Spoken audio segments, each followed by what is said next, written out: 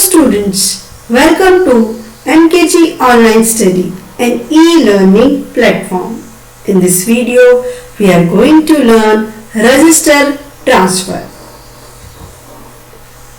Register transfer ये की term है जो ये बताता है कि कैसे कोई हार्डवेयर लॉजिक सर्किट एक operation mainly micro operation perform करता है और जो उसका रिजल्ट है वो किसी और रजिस्टर में या सेम रजिस्टर में जाके स्टोर होता है. The term register transfer refers to the availability of hardware logic circuits that can perform a given micro operation and transfer the result of the operation to the same or another register. Computer registers जो हैं इसमें जो computer registers के name हैं वो capital letter में denote करते हैं ताकि to denote the functions of the register, उनका फंक्शन बताने के लिए. Most of the standard notation used for specifying operations on various registers are stated below. First one is memory address register is designated by MAR. Memory address register को MAR लिखते हैं. Program counter को PC.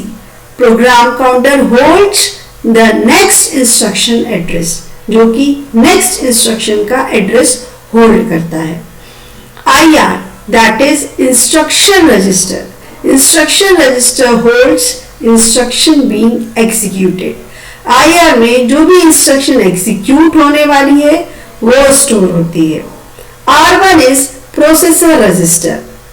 We can also indicate individual bits by replacing them in the parentheses. For instance, PC 8 to 15, R to 5, etc. Data transfer.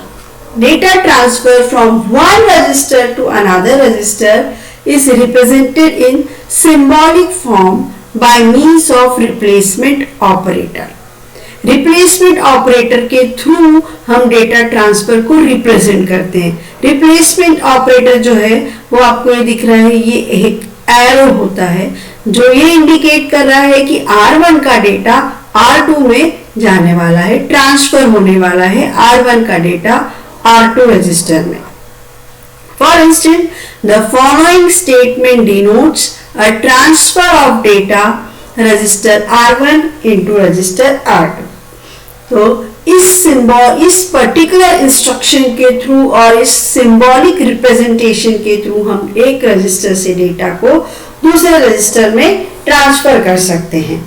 A statement that specifies a register transfer implies that circuits are available from outputs of the source register to the input of the destination register, and the destination register has a parallel load capability.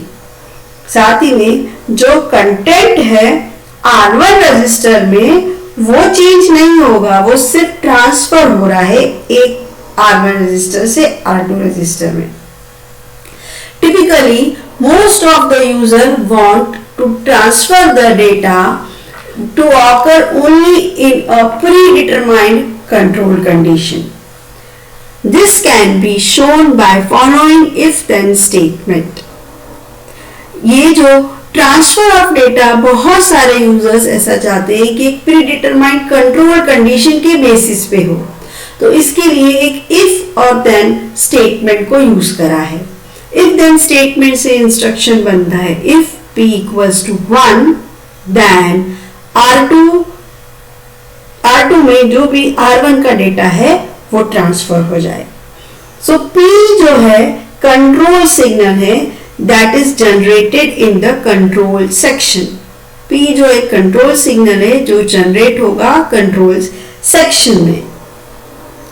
It is more convenient to specify a control function P by separating the control variables from the register transfer operation by specifying a control function. Control function P जो है उसको हम separate कर सकते हैं control variable से, जो कि रजिस्टर ट्रांसफर में यूज हो रहा है, वो एक कंट्रोल फंक्शन के थ्रू हम कर सकते हैं। कंट्रोल फंक्शन बेसिकली एक बुलियन वेरिएबल होता है जो कि 1 और 0 के इक्वल होगा। कंट्रोल फंक्शन के साथ जो स्टेटमेंट होगा वो स्टेटमेंट ये होगा P:(R2) replacement operator then R1. So this is how we can transfer the data from using a control function and from R1 register to R2.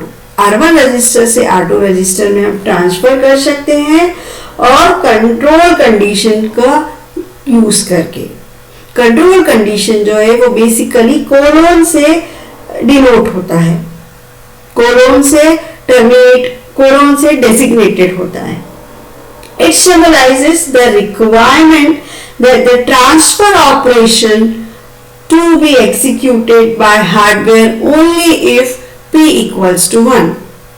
जब भी हमको डेटा को ट्रांसफर करना है उसमें हमको ये डेजिग्नेशन देना पड़ेगा when P equals to 1. जब भी P equals to 1 होगा तभी डेटा का ट्रांसफर होगा एक रजिस्टर से दूसरे रजिस्टर में। ये एक particular transfer of data R1 register से R2 रजिस्टर में एक ब्लॉक डायग्राम के थ्रू रिप्रेजेंट करा है। इसमें n आउटपुट्स जो रजिस्टर R1 के हैं वो कनेक्टेड है और n outputs of R2 register के थ्रू, उसमें एक क्लॉक पल्स भी दी हुई है। लेटर n जो है वो बेसिकली क्या डिनोट कर रहा है? It indicates the number of bits for the register. वो रजिस्टर की नंबर ऑफ बिट्स बता रहा है कि कितनी नंबर ऑफ बिट्स जो है वो एक रजिस्टर में है। बेसिकली हो क्या रहा है, ये जो एक्चुअल नंबर ऑफ रजिस्टर्स में जो भी डेटा होगा वो R1 रजिस्टर के थ्रू एक्चुअल डेटा कहां चले जाएगा? R2 रजिस्टर में। सो R2 रजिस्टर में एक, इसीलिए यहाँ पे एक लोड इनपुट होना चाहिए। लोड इनपुट जो है वो एक्टिवेट होगा P हमारा क्या था? कंट्रोल वेरिएबल, कंट्रोल वेरिएबल के थ्रू। तो कंट्रोल सर्किट जो है वो इस P वेरिएबल को एक्टिवेट करेगा। P वेरिएबल के एक्टिवेशन से जो R2 रजिस्टर है उसकी लोड पिन एक्टिवेट होगी। जब लोड पिन एक्टिवेट होगी तो R1 रजिस्टर में जो भी डेटा होगा, n नंबर ऑफ बिट्स का डेटा, वो R2 रजिस्टर में ट्रांसफर हो जाएगा। सो बेसिकली हम कंट्रोल वेरिएबल्स के थ्रू एक सेम क्लॉक पल्स में एक रजिस्टर से डेटा दूसरे रजिस्टर में ट्रांसफर कर रहे हैं। So this is how a register transfer takes place. Thank you for listening this video.